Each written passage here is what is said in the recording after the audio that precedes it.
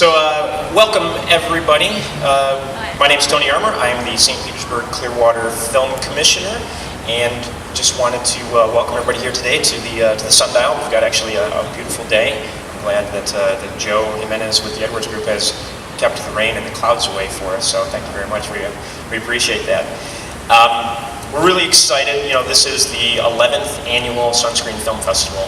Sunscreen is actually the longest running mainstream film festival in the entire Tampa Bay area. So we're really excited that the festival is going into its 11th year, and just proud that, you know, we have this great event that can be a part of the wonderful art scene that takes place in St. Petersburg and has been taking place in St. Petersburg over the 11 years. You know, it's great to have the community partners like the Edwards Group and the Sundial and the Tampa Bay Rowdies, the Courtyard Marriott, the official hotel partner for Sunscreen, and Copa Airlines, just to name a few of the great community partners that really help make this possible and kind of make the whole thing happen. You know, one of the big reasons that the St. Pete Clearwater Film Commission, we're part of Visit St. Pete Clearwater, why you support an event like this is because of a variety of things. You know, the economic impact. You know, last year we had an economic impact study done that showed that it had a $1.1 million impact on the city of St. Petersburg in just the 4 days of the festival. You know, this year there's going to be over 144 films screened from around the world, and of those 144 films, I believe we have close to 50 filmmakers flying in from Los Angeles and Canada and far parts of the world just to attend the festival. And, you know, a big part of what we do with the Film Commission is to draw and attract film production to the area, and there's really no better way to get film production here than to bring those filmmakers to the area and kind of showcase what we have and the great locations and the great area that we have for those films. So, you know, I travel around a lot, go to other film festivals like Sundance and things like that, and you try and talk to these filmmakers and network and bring them here, but really the best way that you can get them here, to get them to make their movies here, is to bring them here and really kind of showcase the destination. So we're really excited about that, and I want to throw it off to Dwight Senack, the Sunscreen Film Festival Director, so that he can talk a little bit about this year's upcoming festival. No, please, thank you. No. There's a huge team of people behind this festival that without them it wouldn't be possible. This is very much a passion project for all of us. Can I say that we started it like 11 years ago, and it was a passion project then, and it's you know, we do it because we love it, and without the community support, it wouldn't have been possible. When we started, it was a small room smaller than one of these storefronts here, and it was still a great event. But like that's what happens when, you know, a group of people get together and try to make it happen. When entire communities band together to join in that passion, you get something like this, something that's incredible and spans blocks of space, and with incredible venues like the Sundial and American Stage. And so with that, I really, bottom of my heart, thank you to the city of St. Petersburg and the city of Tampa. And I'd like to thank Hedaletis, who's here. Thank you very much. So having said all that, this festival, last year I said that we put films, this year we had 500 films submitted, 500. And I was just telling somebody here that we had to break a lot of hearts because we had a lot of amazing films. We could only fit like 200 in the festival. I don't know the exact number, but it was so, was it 144? Oh my gosh, okay. 144 amazing films out of 500 amazing films. And so last year, we put these films through a cry test. It had to make me cry. If it didn't make me cry, I didn't get it. And I'm Puerto Rican, so I cry a lot.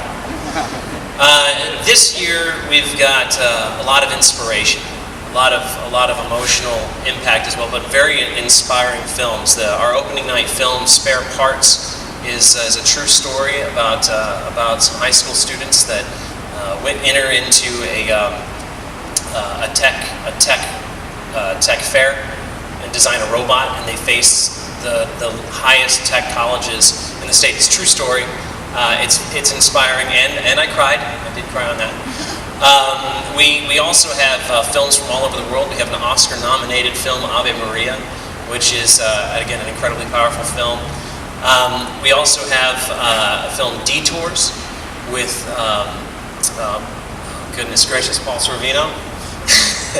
Like I say, I might mind wipe this. And then we have an incredible film, Candyland, with Gary Busey. And we're going to have Q&As after these films with these amazing stars from our past, especially my past. I about geeked out when I found out these films are going to be here and the actors are going to be here. And also that this is a little known fact, just to let you guys know, Gary Busey is going to be throwing the first pitch of the Rays versus Toronto game, Friday the 29th, 7 p.m. Be there, because I don't know of a more American event. I know a more American thing to say. So this is going to be an incredible 11th year, and as Tony said, it's an amazing thing to make it to year 11. There are about 5,000 film festivals in the United States. Less than 5% of them make it to year 10.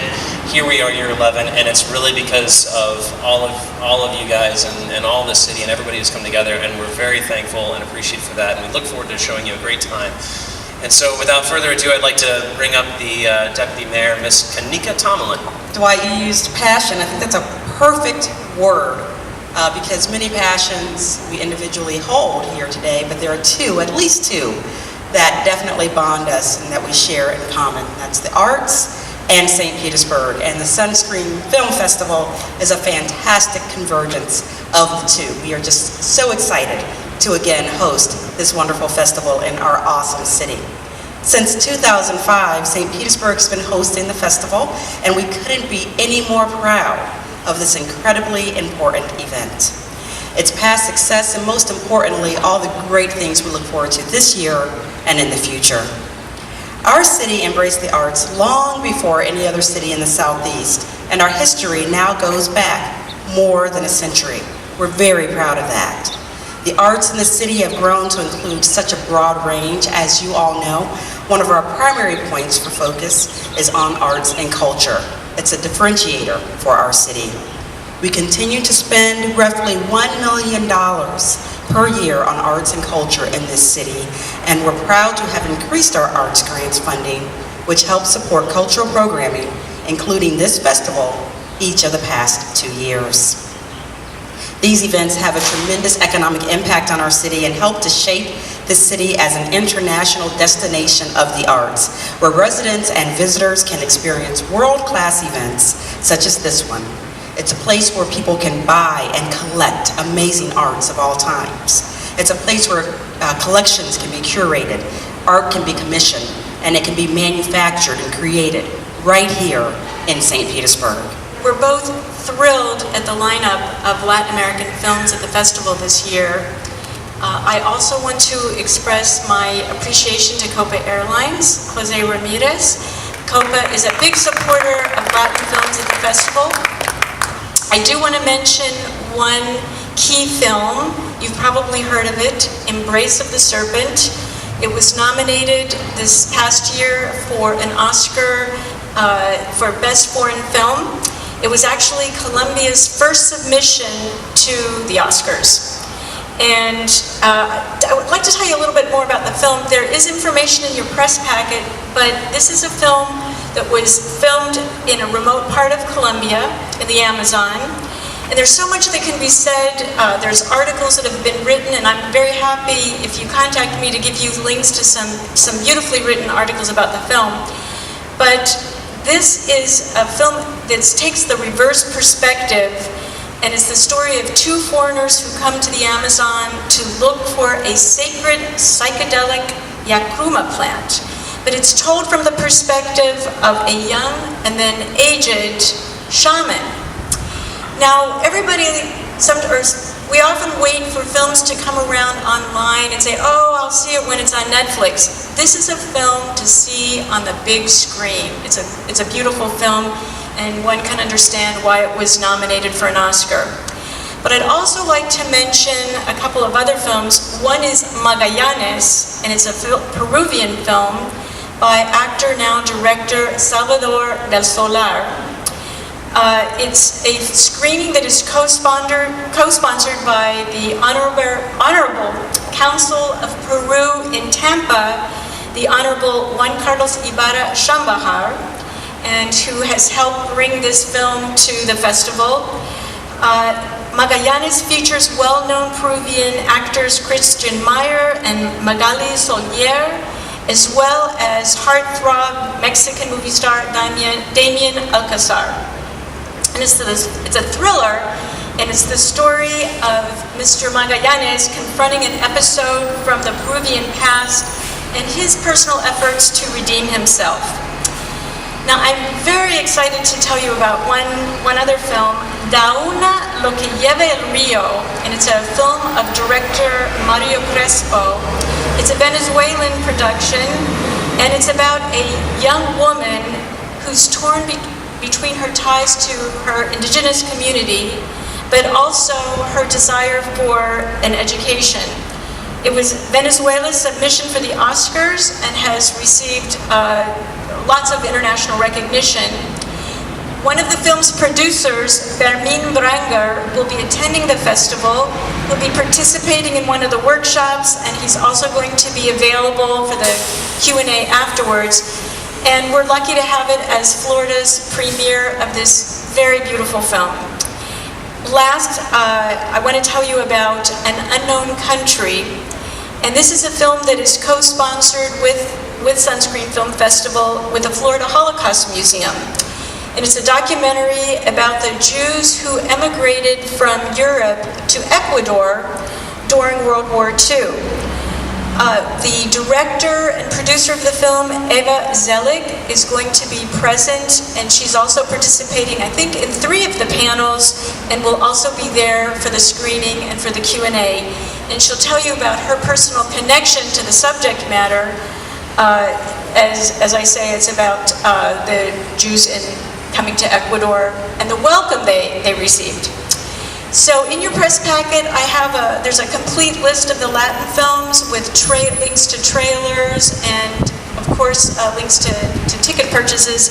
But you can also contact me directly if you'd like information about any of the films. I believe we have 15 workshops this year, and you should be able to see online and link to the workshops and to the guests that are coming. I think we have 34 guests that are coming from Los Angeles and Nashville, all over the country, and the body of work that these people have put together may not be well-known names in the industry, but are at the very top of their industry, and it's a great opportunity for people to come out and meet them and just learn and grow a little bit more as filmmakers or people, essentially. So with that, I'm going to wrap it all up. If anyone has any questions, we can do some one-on-one interviews when we're all done here, and I guess we've got this great step and repeat for any photo ops as well. Thanks very much.